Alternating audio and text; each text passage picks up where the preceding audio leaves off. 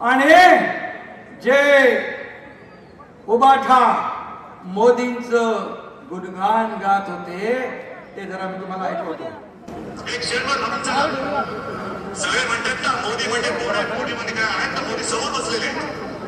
पण जर का नरेंद्र मोदी एक पर्याय म्हणून बाजूला ठेवा तुम्ही. आवाज येतोय?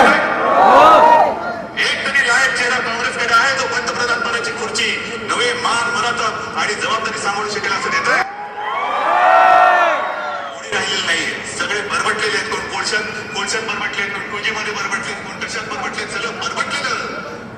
तुम्ही नरेंद्र भाईंना मत देत नाही आहात, तुमच्या भवितव्याला मत देत आहात. तुमच्यासाठी तुम्ही मतदान करणार आहात.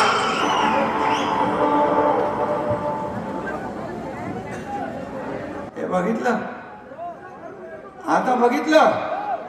आता मोदींच्या नावाने खडे फोडणारे कोण? सरडे रंग बदलतात, पण एवढा फास्ट रंग बदलणारा सरडा या महाराष्ट्राने पहिल्यांदा पाहिला. अरे काय बाप 1 नंबरी, बेटा 10 नंबरी. अरे रोज आरोप आरोप आरोप. अरे हा शेतकऱ्याचा मुलगा एकनाथ शिंदे मुख्यमंत्री झालाय, तुम्हाला त्या दिवसापासून पोटसूळ उठलाय, हजम होत नाही. आणि म्हणून तुमच्या एकनाथ शिंदेला काय मिंदे म्हणतात, नीच म्हणतात, निर्लज्ज म्हणतात. तुम्हाला हे पसंत आहे? हा शेतकऱ्याचा मुलगा आहे. ही शिवी मला नाही, या शेतकऱ्याला, तमाम शेतकऱ्यांच्या मुलांना, शेतकऱ्यांना दिली आहे. माझ्या माता भगिनींसाठी मी काम करतोय, माझ्या माता भगिनींना दिली आहे. माझा समाज बहुजन समाजाला दिलेली आहे.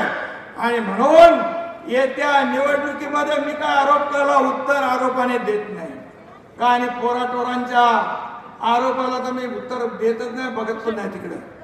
पण इथं सांगतो, येणाऱ्या निवडणुकांमध्ये या महाराष्ट्रातली जनता तुम्हाला मतपेटीद्वारे तुम्हाला घरी बसवल्याशिवाय राहणार नाही.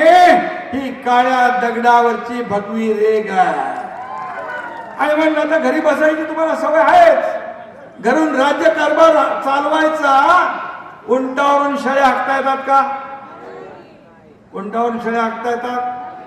फेसबुक लाईव्ह वरून सरकार चालतं का? हा Eknath Shinde face to face लोकांमध्ये जातो, शेतकऱ्यांमध्ये जातो, बांधावर जातो, शेतीत जातो.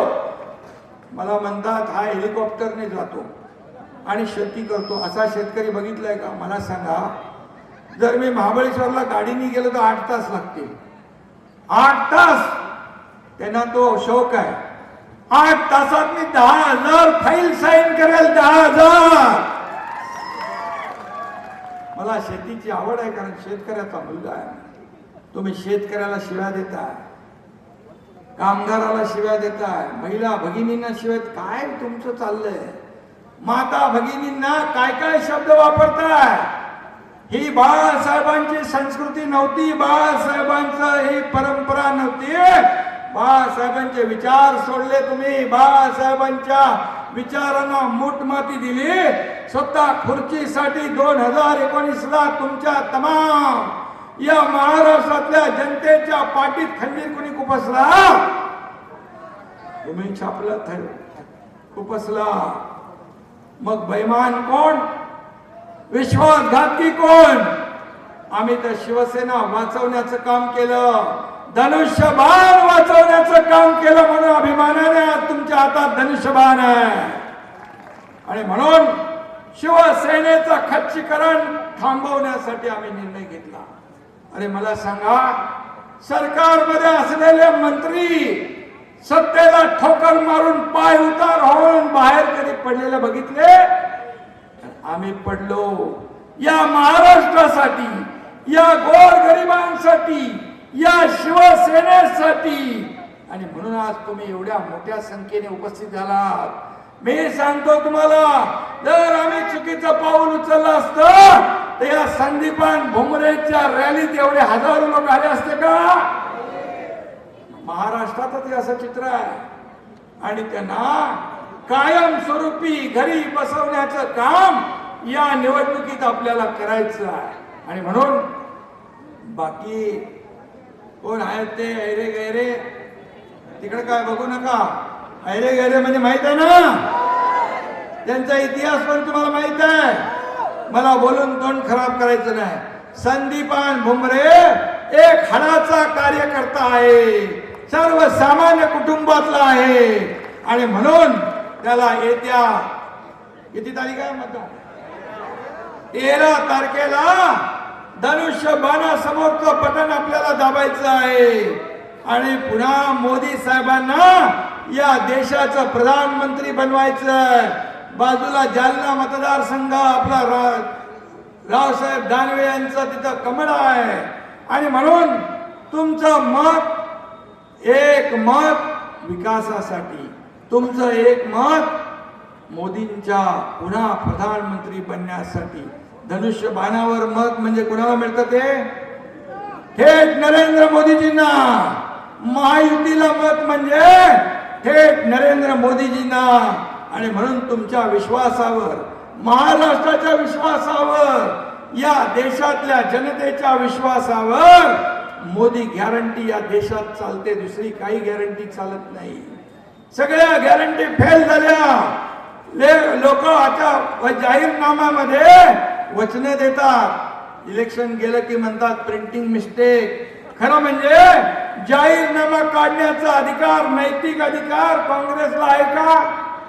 खरं म्हणजे 50-60 वर्ष तुम्ही काय केलं त्याचा हिशोब द्यायला पाहिजे. तुम्ही खरं म्हणजे जाहीरनामा नाही, माफीनामा काढला पाहिजे, माफीनामा. आणि मग तो अधिकार फक्त मोदी मोदी मोदींना. आणि म्हणून मी जास्त वेळ घेत नाही. तुम्ही भर उन्हामध्ये आहात.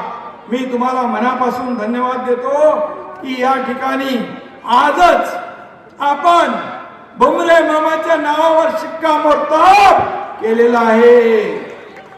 केलं ना? 13 तारखेला काय होणार? भुमरे नाना आता दिल्लीचा रस्ता, त्यांचा मार्ग मोकळा करणार ना तुम्ही. आणि म्हणून रावसाहेब दानवे, अरे इथं दिलं ना कॅबिनेट, तर दमका जरा. आणि रावसाहेब दानवे यांना देखील 13 तारखेला आपण प्रचंड मताधिक्याने विजयी करायचं. ज्या ज्या ठिकाणी आपले सगळे इथं तर आमदार 5 आमदार आपले आहेत या तुमच्या भुमरेंच्या. एक कन्नड बाकी आहे ना, कन्नड मध्ये पण आपली सगळी यंत्रणा लावा. अब्दुल सत्तार भाई आणि सगळे मंडळी, तुम्ही सगळे इथले 5 आमदार आहेत आपले शिवसेना भाजपा महायुतीचे. आणि कन्नड मध्ये कुणाचा टांगापलटी करायचा माहिती आहे ना. आणि म्हणून बाकी मी जास्त काय बोलत नाही. 2 आपले शिलेदार मोदीजींचे या ठिकाणी शिलेदार दिल्लीला आपल्याला पाठवायचे आहेत. त्यासाठी आपण सगळ्यांनी कामाला लागा. आजचा जो काही रोड शो झालाय त्यामुळे विरोधकांच्या पायाखालची वाळू सरकली आहे. त्याने त्यांचा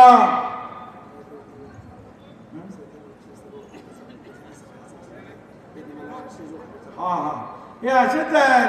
अरे बाबा, हे दलित लोकांना असंच करतात. त्यांच्याकडे काही प्रेम वगैरे नाही, फक्त वोट बँक म्हणून वापरतात. दलितांना पण आणि मुस्लिम लोकांना पण फक्त vote bank, vote bank. Vote मिळाला की तुम कहा के हम कहा के. आणि म्हणून तुम्ही जे विनोद बनकर, संजय राऊत आणि त्यांचे काही नाव कशाला घेऊ, आणि खैरे होते, यांनी तुम्हाला स्टेजवरून खाली उतरलं. हा दलितांचा अपमान करणारे हे लोक आहेत. आणि म्हणून दलित बांधवांना देखील मी विनंती करतो, यावेळेस तुम्ही महायुतीला प्रचंड मताधिक्याने विजय करा. आणि पुढचे 25 वर्ष या देशाचा विकास, या ठिकाणी या देशाची प्रगती करणाऱ्यांच्या हातात देशाची सत्ता द्या.